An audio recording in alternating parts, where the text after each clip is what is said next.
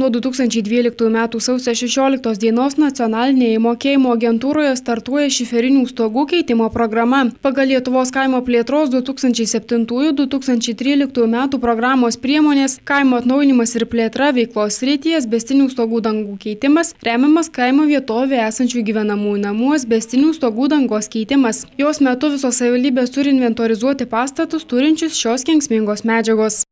Alytaus rajono savivaldybė, kaip ir kitos savivaldybės, vykdo 2008-2013 metų asbesto šalinimo programos priemonės.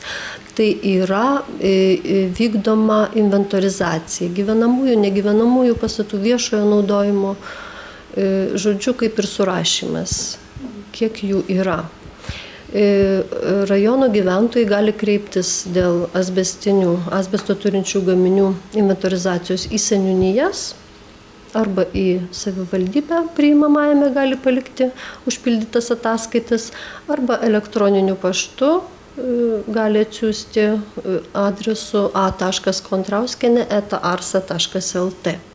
Pirmaisiais metais, kuomet savivaldybės pradėjo asbesto turinčių gaminių inventorizaciją, gyventojai vangiai domėjosi tuo. Tačiau dabar besidominčių skaičius žymiai išaugo. Kreiptis dėl paramos vis dar gali kaimo gyventojai, ne mažiau kaip 5 metus iki paramos paraiškos pateikimo nuolatinę gyvenamąją vietą deklaravę kaimo vietovėje.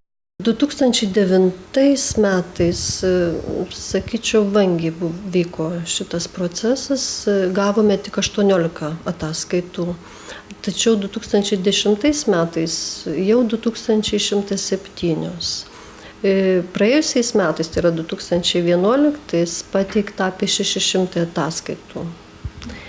Ir toliau mes jas priiminėjame iki kovo 20 dienos 2012 metų. Ir kas bus po kovo mėnesio 20 dienos? Manau, kad bus pratęstas ataskaitų priėmimas iki 2013 metų.